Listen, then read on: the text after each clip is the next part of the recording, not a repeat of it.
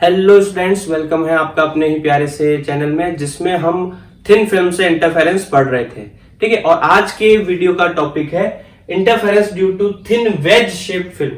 ठीक है, पिछले वीडियो में हमने पढ़ा था कि जब थिन फिल्म जो थी हमारे पास वो पूरी तरह से इक्वली विड्थ की फिल्म थी, मतलब सब जगह पर उसकी जो थिकनेस है, जो मोटाई है वो बराबर बराबर थी। लेकिन इस बार हम जो है एक ऐसी थिन फिल्म पढ़ रहे हैं जिसकी शेप वेज की तरह है। वेज का मतलब क्या होता है?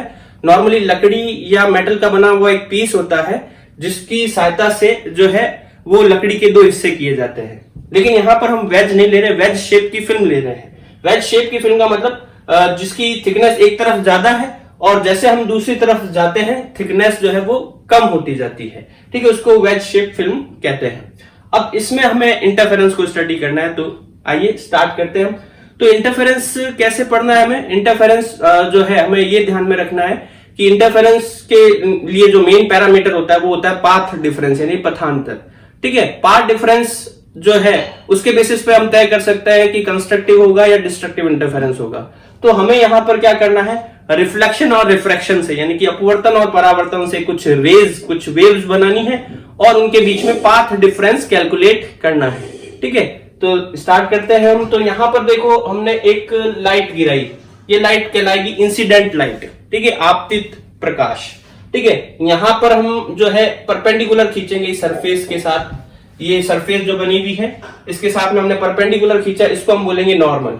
ये इसके साथ में जो एंगल बना रही है वो एंगल ऑफ इंसिडेंस, यानी कि आपतन कोण हो गया।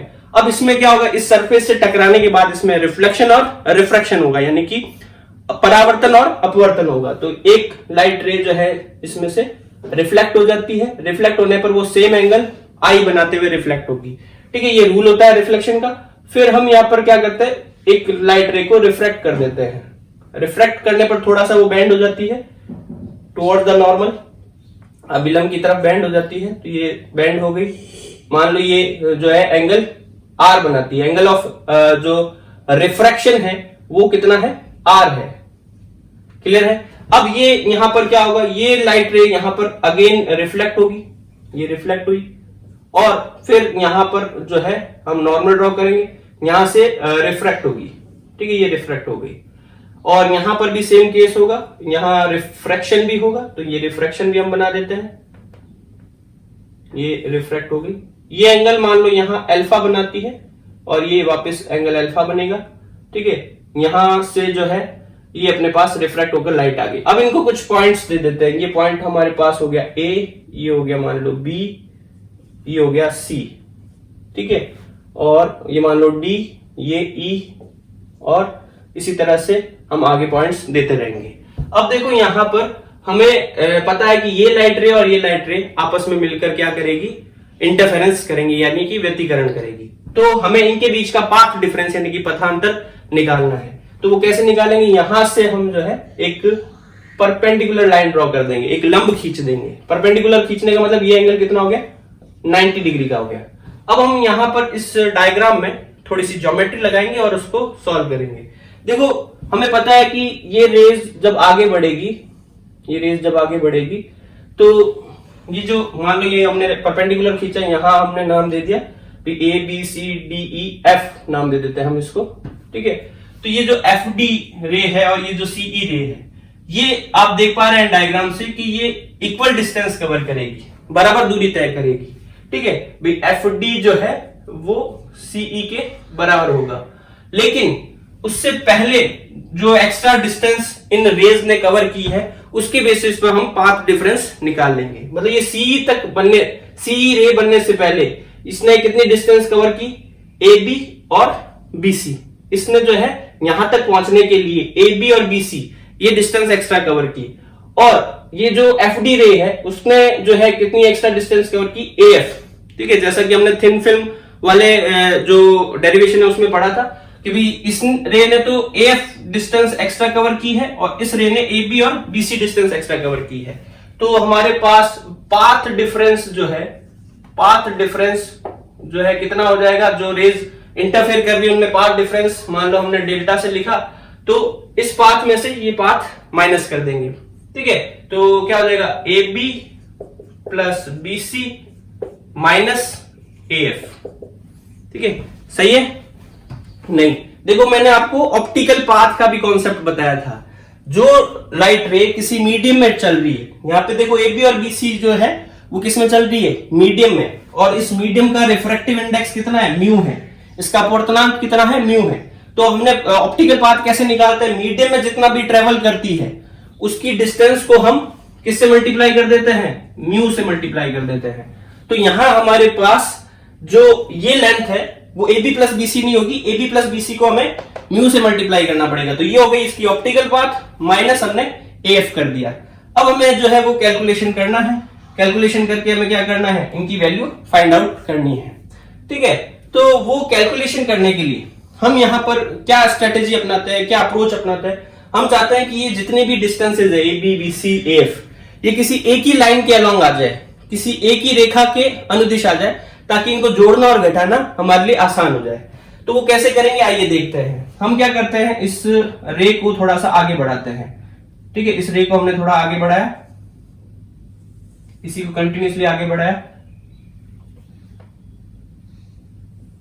ये हमने इस तरह से आगे बढ़ा दिया, और यहां से हमने एक परपेंडिकुलर खींच दिया। ठीक है, तो यहां पर हमें एक ट्रायंगल बनता हुआ दिख रहा है, दिख रहा है ये ट्रायंगल बी सी, और मान लो इसको हमने कोई नाम दे दिया, हम एफ जी एच, ये जी नाम दे दिया मान लो हमने। तो ये हमारे पास ये ट्रायंगल बन गया बी सी जी। तो इस ट्रायंगल बी सी जी में आप देखो, बी सी जी आपको क्या दिख रहा है? ये एंगल हमने अल्फा माना था। ठीक है, तो ये देखो ये नॉर्मल है, ये यूं जेड की शेप बन रही है। ठीक है, जेड की शेप बन रही है, तो अल्टरनेटिव एंगल होते हुए ये अल्फा हो जाएगा। सिमिलर वे में आप देखो कि यहां पर ये लाइन है, इस लाइन को ये नॉर्मल काट रहा है, ये नॉर्मल इस तरह से काट रहा है। ठीक है, ये नॉर्मल है, तो ये एंगल अल्फा है, तो ये एंगल भी क्या होगा? अल्फा होगा। ठीक है, फिर ये जेड की शेप बन रही है, ये एंगल भी क्या होगा? अल्फा होगा। अब आप देखो इस ट्रायंगल में ये दोनों आमने सामने के एंगल बराबर है। एंगल बराबर है तो इसका मतलब इनकी ये दोनों साइड भी, ये दोनों भुजाएं भी क्या होगी? बराबर होगी। ठीक है, तो हम ये कह सकते हैं कि BC जो होगा वो किसके बराबर हो जाएगा? BG के बराबर हो जाएगा। तो देखो ये AB और ये BC, ठीक है, अब हमें इनको जोड़ना था, एक ही लाइन के अलोंग लिया है हम। BC को हमने क्या कह दिया? BG के बराबर में है, तो AB और BC को जोड़ना आसान हो गया। AB BC की जगह पर BG लिख देंगे, तो AB प्लस BG जो है वो क्या हो जाएगा? AG हो जाएगा। ठीक है, तो ये हमारे पास जो एक्सप्रेशन है वो क्या बन जाएगा? डेल्टा बराबर में mu AB plus BG minus AF। ठीक है, ये बन गया एक्सप्रेशन। अब यहां BG की जगह AB प्लस BG की जगह क्या बन जाएगा? पूरा AG, तो ये बन गया म्यू AG माइनस AF। ठीक है, तो ये हमने थोड़ा सिंप्लीफाई कर दिया।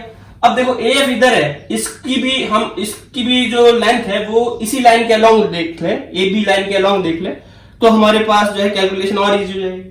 तो उसको इसके अलोंग लाने के लिए हम क्या करते हैं? यहां से एक परपेंडिकुलर खींचते हैं, यहां से एक परपेंडिकुलर खींचा, तो ये एंगल 90 हो गया।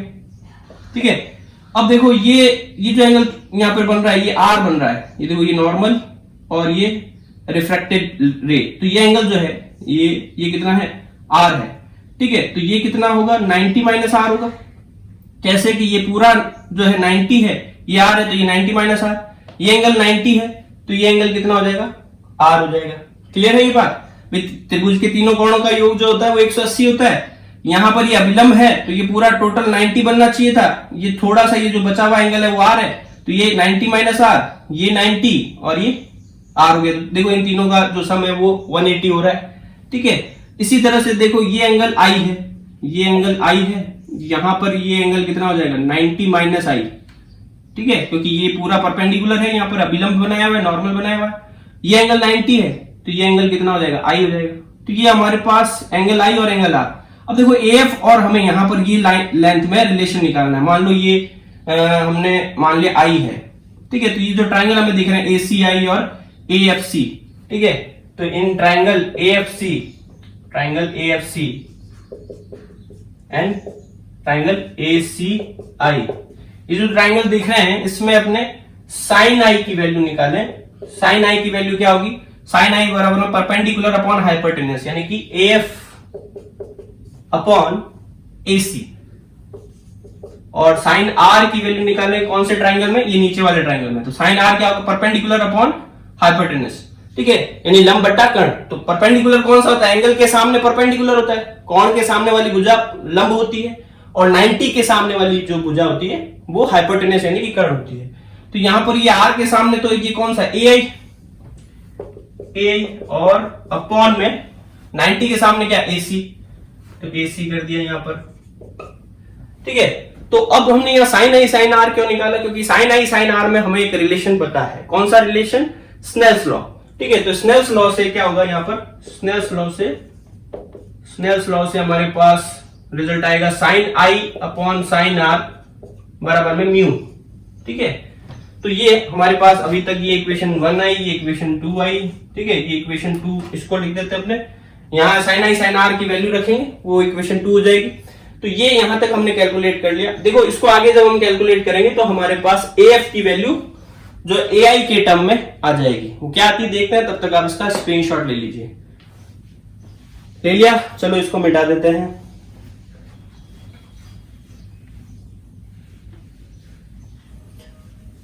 तो हमारी जो कैलकुलेशन थी वो हमें ये करना था, sine i upon sine r को कैलकुलेट करना था। तो sine i upon sine r की वैल्यू जो है वो हमें पता है, साइन आई की जगह पर जो आ जाएगा वो आ जाएगा AF अपॉन AC, और साइन आर की जगह पर आ जाएगा AI अपॉन AC, ठीक है, बराबर में म्यू, ठीक है। हमने यहाँ साइन आई साइन आर की वैल्यू रख दी, इसको मान लो हमने इक्वेशन 2 मान लिया था, ठीक है। तो बाय इक्वेशन 2 ये हमने वैल्यू निकाल ली।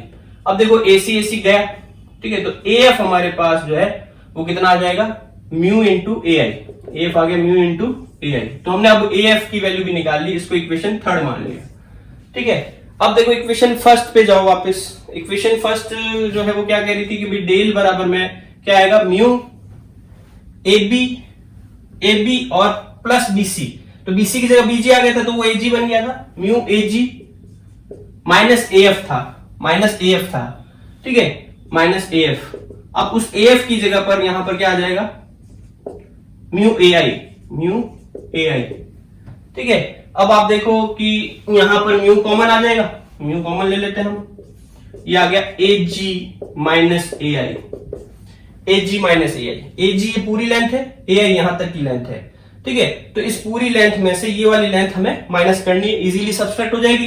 क्या बच जाएगा हमारे पास, IG बच जाएगा, ठीक है। तो जो पार्ट डिफरेंस है वो क्या हो गया, म्यू IG हो गया।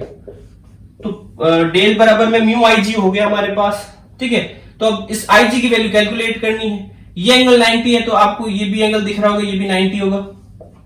अब ये एक राइट एंगल ट्राइंगल की तरह ट्रीट करो, ठीक है, समकोण त्रिभुज हो गया। मान लो यहां पर जो वेज की थिकनेस है वो कितनी है, T है, तो ये भी डिस्टेंस कितनी होगी, T ही होगी। क्यों होगी भाई T, क्योंकि देखो ये एंगल सेम है, ठीक है, ये हमने साइड सेम कह ही दी, और फिर हमने कहा कि ये कॉमन साइड बन रही है, उभयनिष्ठ भुजा है। तो ये दोनों ट्राइंगल जो है वो कैसे हो गए, सर्वांग सम ट्राइंगल हो गए, ठीक है, कॉन्ग्रेंट ट्राइंगल हो गए। तो इनकी सारी साइड की लेंथ सेम होगी। तो जो लेंथ यहां पर C से लेकर यहां तक की है, मान लो इसको पॉइंट O देते हैं, CO है, वही लेंथ जो है O से G तक की होगी। तो CO बराबर OG, और यहां पर थिकनेस जो है वेज की वो T मान के चल रहे हैं। तो ये जो पूरी लेंथ है इस ट्राइंगल की, जो ये ट्राइंगल बन रहा है हमारे पास, इस ट्राइंगल का नाम है ट्राइंगल ICG में हमारे पास ये पूरी लेंथ जो है वो 2T हो गई। ये 90 के सामने वाली लेंथ है, यानी कि ये हाइपोटेनस है, यानी कि कर्ण है। और यहां पर आप देखो ये एक एंगल अल्फा दे रखा है, ठीक है, ये एंगल अल्फा मान लो, ये अल्फा दे रखा है। तो अल्फा के सामने ये परपेंडिकुलर हो गया और ये बेस हो गया, मतलब IG हमारा बेस है, आधार है, ठीक है। तो आधार और कर्ण यानी कि बेस और हाइपोटेनस में रिलेशन निकालना है, तो क्या हो जाएगा कॉस, तो वो कॉस वाला रिलेशन निकालेंगे। तब तक आप इसका स्क्रीनशॉट ले लो, ले लिया। चलो अब अपने डेल अपने कैलकुलेट करना है IG कैलकुलेट करने पर। तो ये ट्राइंगल ICG में कॉस ऑफ अल्फा जो है वो क्या हो जाएगा, बेस अपॉन हाइपोटेनस, यानी कि IG अपॉन हाइपोटेनस, ये पूरा हाइपोटेनस है, T प्लस T 2T हो गया, ठीक है, तो IG की वैल्यू हमारे पास क्या हो जाएगी, IG हो जाएगी 2t cos ऑफ अल्फा। ठीक है, तो सो ये मान लो इक्वेशन 4 हो गई, ये या इसको इक्वेशन 4 दे दें, ये इक्वेशन 5 हो गई। ठीक है, तो इक्वेशन 5 से इक्वेशन 4 में वैल्यू रख दें तो डेल बराबर में क्या हो गया, mu 2t cos of alpha. ठीक है, बाय इक्वेशन 4 एंड 5। क्लियर है। अब यहां पर देखो ये अल्फा एंगल होगा कितना, वो अगर हम कैलकुलेट कर ले तो ये जो है सॉल्व हो जाएगा, क्योंकि पिछला हमने जो पार्ट डिफरेंस निकाला था वो इंसिडेंट एंगल पर निकाला था, भाई रेज किस एंगल पर इंसिडेंट हो रही है, एंगल आई के टर्म में निकाला था, फिर हमने उसको रिफ्रैक्टेड एंगल में कन्वर्ट कर दिया था आर, एंगल आर के टर्म में। यहां हमारे पास अल्फा है, तो अल्फा की वैल्यू निकालनी है। तो अल्फा की वैल्यू निकालने के लिए आप देखो कि ये एंगल अल्फा है, ये एंगल कितना होगा, 90 होगा। ठीक है, तो ये पूरा एंगल कितना हो जाएगा, अल्फा प्लस 90 हो जाएगा। ये अल्फा प्लस 90 जो है इस ट्राइंगल, यहां पर देखो मान लो ये पॉइंट हम जो है वो दे दे P, तो ये PAB, ये जो PAB ट्राइंगल बन रहा है इसमें ये जो है एक्सटीरियर एंगल है, बहिष्कोण है। ठीक है, अल्फा प्लस 90, तो इन ट्राइंगल PAB हमें पता है कि जो एक्सटीरियर एंगल होता है वो दो इंटरनल एंगल के, इंटीरियर एंगल के, दो आंतरिक कोणों के योग के बराबर होता है। ये जो इसके सामने वाले जो इंटीरियर एंगल होंगे उनके सम के बराबर में होगा। तो एक्सटीरियर एंगल यानी कि बहिष्कोण सम ऑफ इंटीरियर एंगल, मतलब जो अंतःकोण होते हैं उनके योग के बराबर होता है। ठीक है, तो एक्सटीरियर एंगल हमारे पास है कौन सा, ये है अल्फा प्लस 90, ये है अल्फा प्लस 90। इंटीरियर एंगल में देखो एक तरफ तो यहां पर देखो ये आ रहा है थीटा, दिखाई दे रहा है, ये हो गया थीटा, ये हमने कहा आर है, ये एंगल जो है वो आर है, और ये एंगल कितना है 90 है।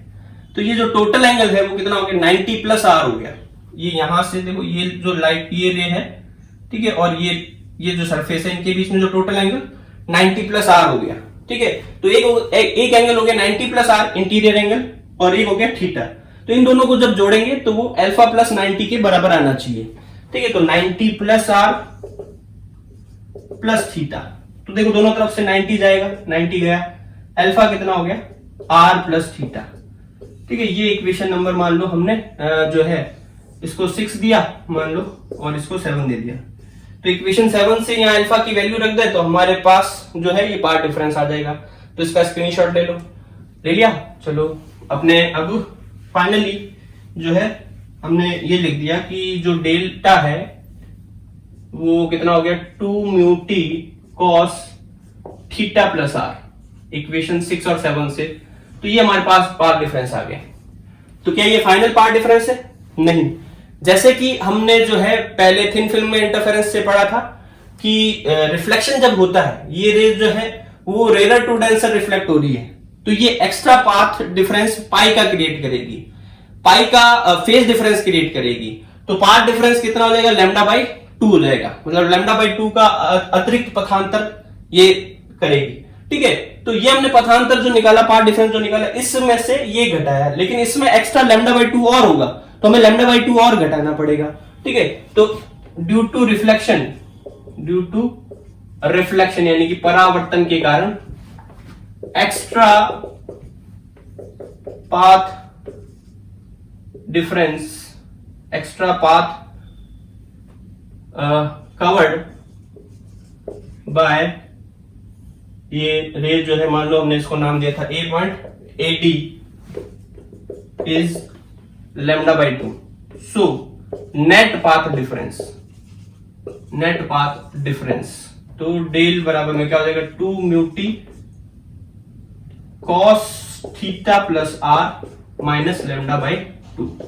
ठीक है, तो ये हमारे पास थिन वेज शेप फिल्म के लिए पार्ट डिफरेंस आया। देखो फॉर्मूले में ज्यादा चेंज नहीं है, ये 2 mu T cos r minus lambda by 2 आ रहा था किसके लिए, थिन फिल्म के लिए। वेज शेप के लिए यहाँ एंगल साथ में आर के साथ में एंगल थीटा और जुड़ गया। थीटा कौन सा एंगल है, ये जो वेज है, ये वेज की जो शेप है वो जो अपने नीचे वाली सरफेस के साथ में ये जो ऊपर सरफेस उठी हुई सरफेस है, ये जो एंगल बना रही है वो एंगल थीटा है।